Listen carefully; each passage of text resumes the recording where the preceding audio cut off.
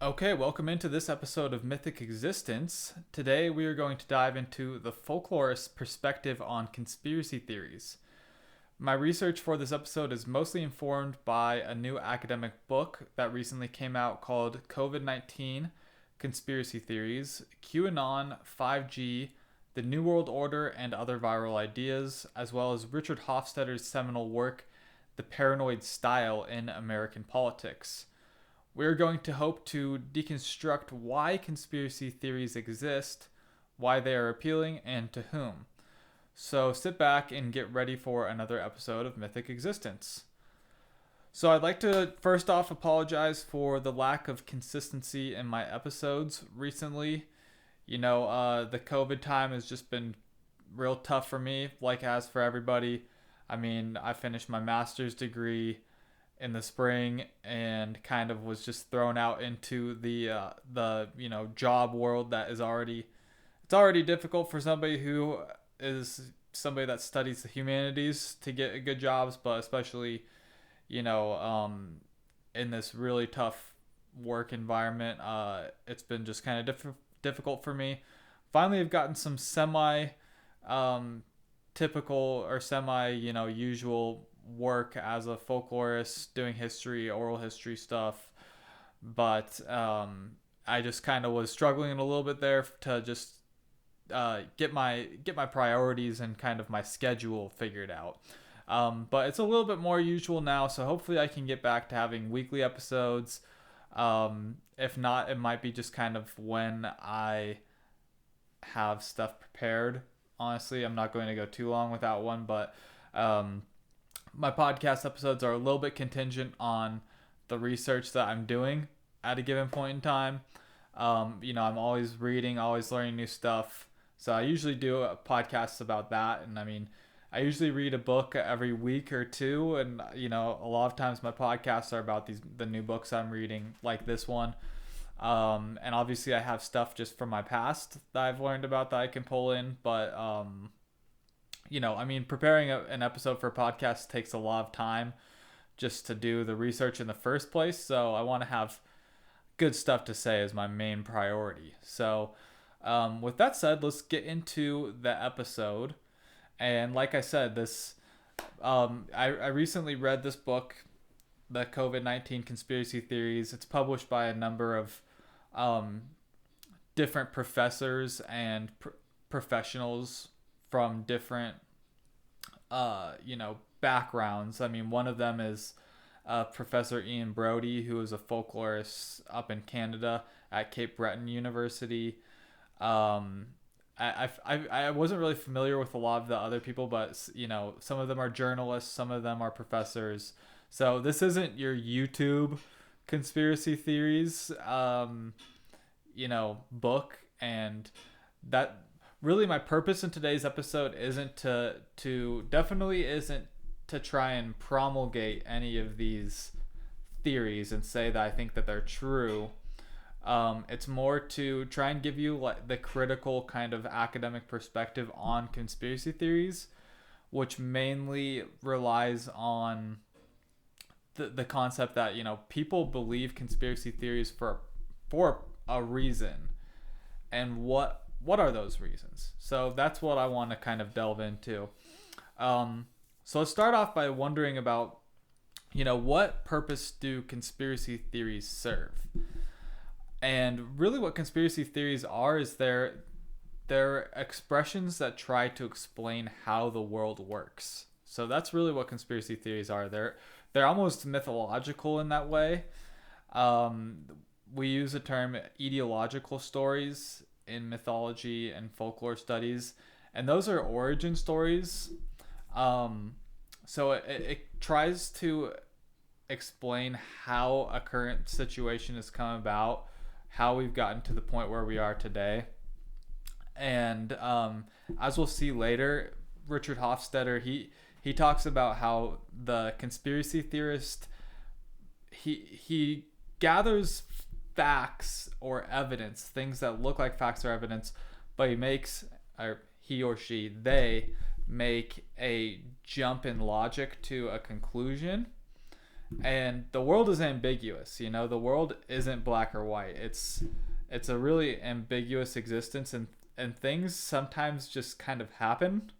But that's not something that a conspiracy theorist believes. Conspiracy theorists believe that the state that we're in has been calculated and manipulated purely by rational actors. And that's one of their first missteps, is that they think that everything is purely rational and not ambiguous at all. So conspiracy theories, they give a sense of control.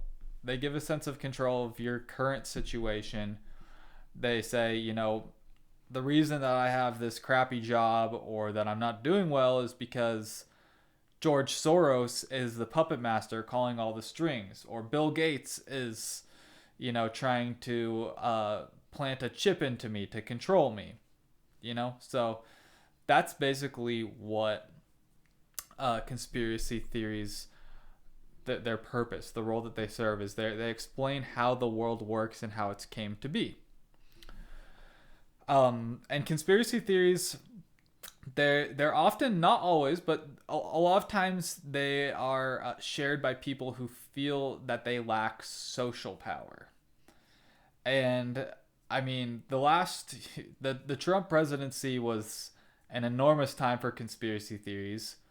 One of the reasons is that we actually have world leaders, not just Trump, but other world leaders that were,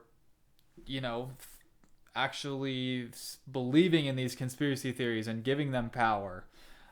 So we had, Trump supporters who originally felt like they lacked social power for the most part, which is another interesting thing with Trump supporters, because it's often either, very capitalist Republicans or very poor Republicans.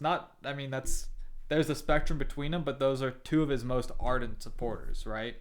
And so, especially from the standpoint of, well, let's deconstruct both a little bit. I mean, if you look at the poor whites, as Dave Chappelle would call them, they felt that they were lacking social power because they felt like their voice was completely being overlooked.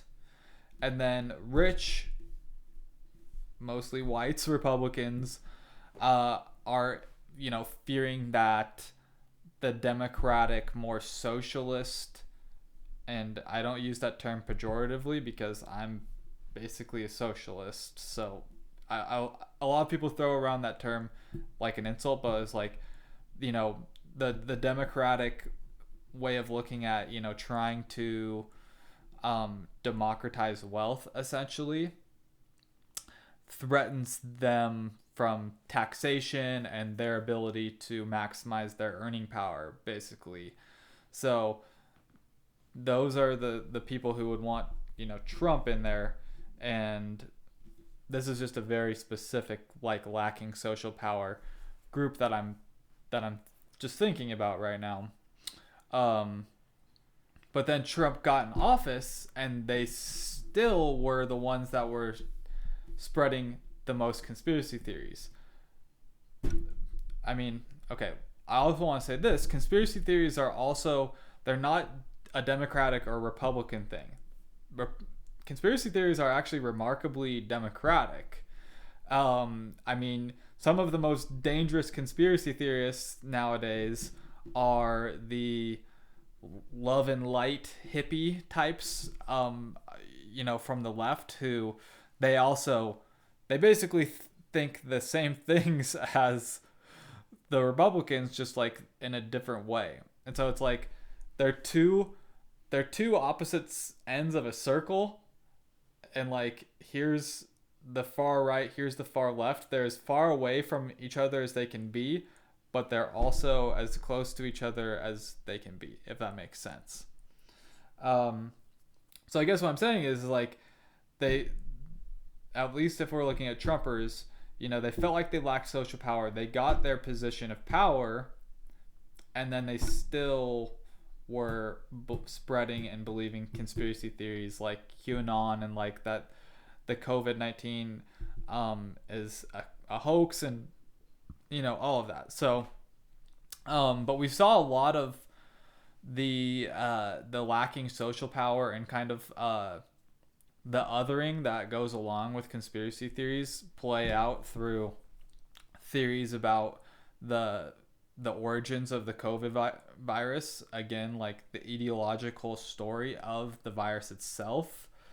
And we saw a lot of racist and cultural stereotypes play out within, how people view the Chinese, and they called it the Chinese or the Wuhan virus.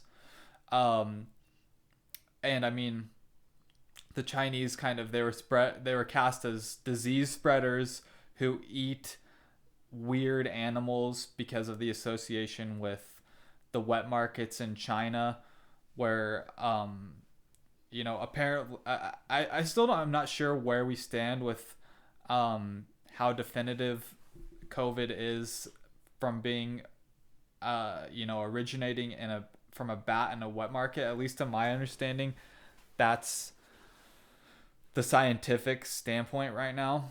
But it's like, you guys eat this weird food and you're disease spreaders, and that's where it came from. And food actually is a powerful folklorist mechanism in conspiracy theories. We also see this. I'm trying to do some writing about sports conspiracy theories from a critical perspective, and you also see that with Michael Jordan and his flu game. Talking about how he thinks that he got poisoned by Utah Jazz fans, which I've listened to an interview with the guy that worked at the Pizza Hut or the Domino's, whatever, that he got the pizza from, and he's like, no, I was a Jordan fan. We weren't trying to poison him. You just got your pizza from Domino's or Pizza Hut, whatever.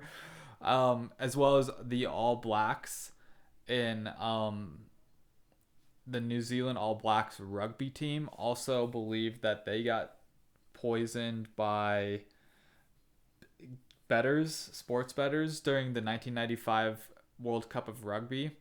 So food often plays a large role in conspiracy theories. And so the thing is like these narratives, they're not held together by facts, they're held together by worldview. So if you're already basically racist or culturally biased against Chinese people, and you're an American and these things are feeding in, that worldview is going to, play into your belief that the Chinese were responsible for the virus. Which, I mean, I guess if it originated there, it's not like they're necessarily responsible for it, it's just that's where it started at. Like, lots of people are responsible for the fallout from it. And then conspiracy theories, they also the appeal of them has to do with how likely a group feels that they're going to be victimized. And so this persecution is a part of the worldview, and that often plays heavily into conspiracy theorists and conspiracy theories. Going back to sports, I mean, that is prevalent in like the beliefs of the frozen envelope with the New York Knicks, and the smaller markets like the Atlanta Hawks thinking that they were being victimized because they didn't think the league wanted them to get Patrick Ewing, or the 2002 Western Conference Finals between the Los Angeles Lakers and the Sacramento Kings. Kings fans think that they're being victimized because of the referees in that occasion. So that goes back to wishing or assuming your role in the world is larger than it really is. It's like, oh, they're actually going after me. This amorphous they, right? They're getting me, and they're trying to actually target me, really. So that's an interesting thing, the persecution aspect of conspiracy theories. But really, conspiracy theories are about confirmation bias. It's about confirming beliefs that you already have or that you already hold. And so there's this this critical theory called Persuasion Theory, and it says that if you don't believe that a person is evil, you won't think that the conspiracy theory is real, and vice versa. So if you think that Bill Gates is evil already, you're more predisposed to believing that he's the mastermind of this conspiracy theory. Or if you think that the NBA is evil already, you're going to be more likely to believe that they're manipulating draft results and stuff like that. And I also want to say, like, not all conspiracy theories are wrong. There's actually verified conspiracies throughout history. I mean, plenty of them, like MK Ultra mind control experiments, the Tuskegee experiments where they were, the U.S. government was testing syphilis on black Air Force pilots, right? And like a lot of them do have to do with the military. Like the military is definitely doing some nefarious things. I mean, that we've have verified. I mean, you can think about the was it the Gulf of Tonkin false flag in Vietnam? It's stuff like that, right? So I don't want to say that all conspiracy theories are absolutely false, but recently, I don't have this in my notes, but recently Jeannie Thomas, one of my professors from Utah State, she's developing what's called a SLAP test for conspiracy theories, and it's an acronym that stands for SCARE. Is it designed to scare you? Logistics. What are the logistics of this? Is it easy to pull off, or is it like an incredibly complicated plan? Are there A-list celebrities involved, and is there some kind of persecution involved as well? So that's one thing. Doing the SLAP test when you're hearing about a conspiracy theory is probably a good idea to run through to actually figure out if it's really going on or not, or like what logistically is the possibility that it is. So defining conspiracy theories presents its own issues, and this is one of the things that one of the scholars of belief that folklorists enjoy the most is this man named David Hufford, and he said, "What I know. What you believe." That's his kind of approach to belief, right? And that's kind of the general umbrella term that conspiracy theories fall under. And so, you can see how this plays out, and think about like religion, like that's a belief for you, but it's knowledge for me, or vice versa, right? So conspiracy theorist is a definition that you place on somebody else, for the most part. I mean, some people consciously call themselves conspiracy theorists, but not all of them. And conspiracy theories, they're also often based on past events. So there's a chapter in the COVID book about black communities' response to COVID, and a lot of them, they thought that they were immune to it, and part of that has to do with back in the 1740s, it was shown that black people were less prone to yellow fever, but also the Tuskegee experiments and stuff like that, and colonialism, and just generally the racist history of the United States especially, and just the West, played into their thinking. We saw that play out from a French scientist proposed that Africa should be a testing ground for the vaccine, I believe. And, that caused a lot of outrage, because it was like, well, the people in Africa aren't just guinea pigs that we can test things on. They're not test subjects, right? But this is a thing that happens in conspiracy theories. That it's been called theme recombination, I think is a good term. Where these themes are being recycled, and you see that especially with sports conspiracies. Like, it's the same thing over and over again. It's the refs were being told by the puppet master, who's the commissioner, to throw a game because of ratings. So it's like we have a scapegoat, we have a puppet master, we have the reason of its existence, and we see that with like the American presidents and the conspiracy theories about them. Oftentimes,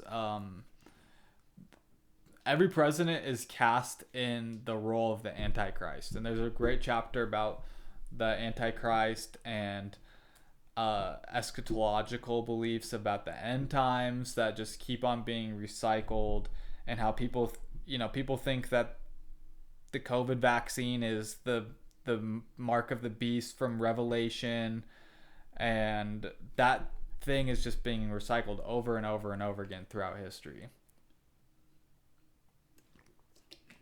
So I want to talk a little bit about this book right here, Richard Hofstatter's The Paranoid Style in American Politics.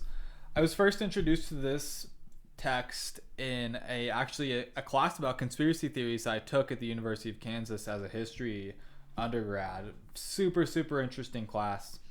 I mean, definitely one of the takeaways that I got from that class is that there are real conspiracies that have happened. But this is kind of like the original text that really introduced people into the paranoid style. This book was published in the 1950s. 1952, I think, was the first printing of it. And so, yeah, one of the things that Hofstetter talks about is that conspiracies are trying to get a whole picture for ambiguous phenomenon. That's what I was kind of talking about earlier. Like, conspiracy theorists think that everything is happening for a reason. And he talks about how they're actually misunderstanding how history works itself. They think that conspiracies are the motive force, he calls it, of historical events. And a couple of things that they talk about in the COVID book are misperception of chance and conjunction error, which is kind of tied into this thinking. Misperception of chance is when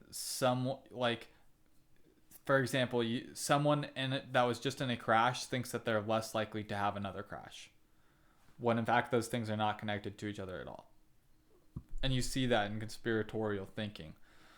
Another is conjunction error, where cultural cues you think that they give you an idea of what someone is. And I think the example they use was something like, if you see somebody, in like a nice car with a nice suit, you might think that they're rich. That's not what it is, but it's basically you're conflating things that you think give you an idea of what something or someone is, but you're just wrong about it. So I want to read a couple of quotes from the paranoid style that I think are really good. And the first is kind of about this misperception of history. He says, "The paranoid's interpretation of history is, in this sense, directly personal. Decisive events are not taken as part of the stream of history, but as the consequences of someone's will. Very often the enemy is held to possess some especially effective source of power. He controls the press. He directs the public mind through managed news. He has unlimited funds, and he has a new secret for influencing the mind." And so Hofstetter said this in 1952. And I mean, just think about how relevant that is today. I mean, all of, Trump's fake news propaganda, like his whatever you want to call it, his tirade against the news, basically, and actually him like trying to prop up legitimately fake news like One American News and stuff like that. And I mean, you can see stuff like George Soros and Bill Gates, theories about them in there as well. And so here's another one. "The typical procedure of the higher paranoid scholarship is to start with such defensible assumptions and with a careful accumulation of facts, or at least of what appear to be facts, and to marshal these facts toward an overwhelming proof of the particular conspiracy theory that is to be established. It is nothing if not coherent. In fact, the paranoid mentality is far more coherent than the real world, since it leaves no room for mistakes, failures, or ambiguities. It is, if not wholly rational, at least intensely rationalistic. It believes that it is up against an enemy who is infallibly rational as he is totally evil. So that's kind of what I was talking about, that they just think that this totally evil person is just like completely rationally manipulating events. And you see that especially in sports. There's a theory that some elite figurehead is manipulating sports based on numerology, and that all sports are scripted. But it's like, just run that through the slap test. How could that logistically be possible? It would take somebody sitting behind a desk typing up numbers and figuring out, okay, 155 or 57 is the number for the Super Bowl, and Tom Brady's name equals this, and the Packers equal this, so we need. It's like, no, that's not going to happen. That's not how it happens. Like, these people are going out there and doing the sports, so run the slap test. So the book outlines 3 types of conspiracy theories. The first is specific limited events, and that's what a lot of you see in, especially like QAnon theories, is like QAnon is the super conspiracy, which is okay. So that's another one of the 3 types of conspiracy theories. I'm getting a little bit ahead of myself, but then within it you have like these micro conspiracy theories, like Pizzagate and the Clinton emails and stuff like that. So you have macro and micro, specific, limited, super conspiracies, but they're tied in. And then group takeover is the second one, where you have the danger from above, whereas like you have this insider, like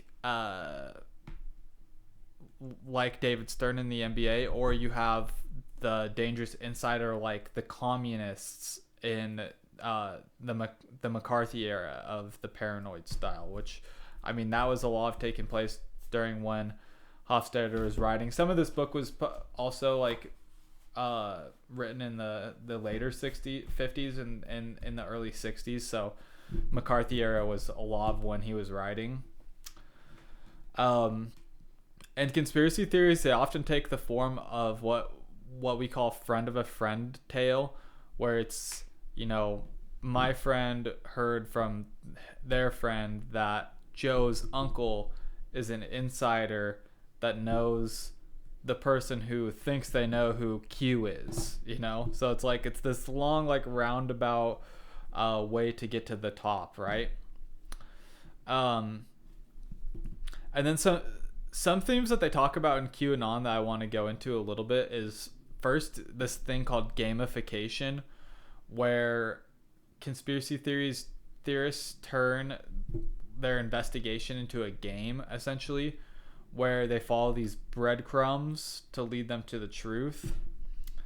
And ultimately, these conspiracy theories can be weaponized. So it's called weaponization. And I mean, this book was written before the January 6th insurrection. But I mean, talk about weaponization of a conspiracy theory, right? And they also talk about how legends and rumors, and that's conspiracy theories, they fall under the rumor umbrella as well. They impel listeners to action, and that's what we call ostension, is acting out a legend. And so really the Capitol riots and the insurrection were an ostensive legend trip impelled by conspiracy theories, which is super, super interesting. Basically, conspiracy theories are an instance of snowball storytelling. So like, you can think of conspiracy theories as being a snowball that keeps on just going down the hill and picking up size based on the more people that are interacting with it.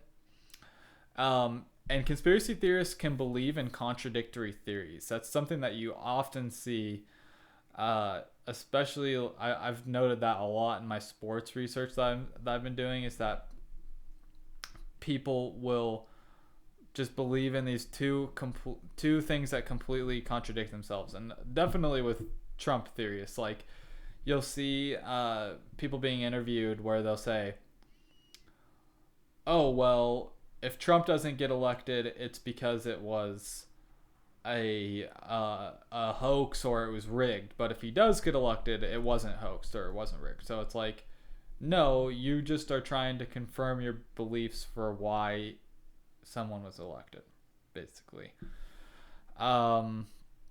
Let's see. One big term in conspiracy theories is amplification. And amplification is when gatekeepers give conspiracy theorists and conspiracy theories a platform. I definitely think that, Fox News does a lot of that and some of these other networks. But one interesting instance was in the Michael Jordan documentary, The Last Dance, that came out in May, I think it was.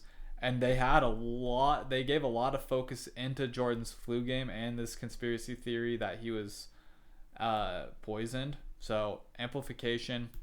And then another big term is scapegoating. I mean, we've talked about it a little bit, but scapegoating is like the number one reason why conspiracy theories exist in sports, is that you always need the scapegoat and the hero in sports. That's something that one of my professors in a baseball literature class in college kind of pointed out, is that you always need the scapegoat and you always need the hero. And so that's kind of where this desire to identify, who's to blame for the virus comes from this scapegoatism that is an ancient thing that we've done. I mean, Jews have been scapegoated so often throughout history, and that happened a lot with the Black Death, which there's a lot of carryover between COVID and the Black Death, because the Black Death was also a zoonotic disease, because it came from the rats in Europe, but the Jews were blamed for it. And now today we're blaming like George Soros and the Rothschilds. People do that. And so scapegoatism is one thing that it's just like a natural human tendency, almost, it seems like, but it's a huge reason for why conspiracy theories exist. But that also plays into confirmation bias, because if you're anti-Semitic, then it's going to be easy for you to scapegoat, or if your team loses, it's going to be easy for you to scapegoat the refs or whatever it might be. So the last chapter of the book, it's kind of talks about like, what are you supposed to do with conspiracy theories? And it talks about how most of us have conspiracy theories in our heads and believe conspiracy theories. But what you have to do is you have to question, like, why do you believe that one? What is interesting to you about that particular conspiracy theory? What makes you feel better about it? What element attracts you? Is the villain somebody that you naturally don't like? Is it an institute that you don't like? And what fear is it comforting? So that's really what drives us to believe these conspiracy theories in the first place. It talks about, if somebody that you like or that is close to you believes conspiracy theories, they say to motivationally interview them and say, that's interesting that you believe that. Why do you believe that? You don't just dismiss and call them stupid. That's not the way to deal with conspiracy theories. And especially it says, don't engage on the internet with conspiracy theorists. And I think that that's just a good point of advice in general. Just don't get in arguments with the internet. It's just with people on the internet. It's just a complete waste of time. So that's it for today's episode of Mythic Existence. Hopefully by now you understand that conspiracy theories often feed into confirmation bias. This manifests itself in a number of ways, through the desire to understand ambiguous phenomena, the wish of having a larger role in the world than you really do, or ethnocentric biases. That doesn't mean that there aren't actual conspiracies going on, but it's best to think critically. So thanks for listening. See you next time.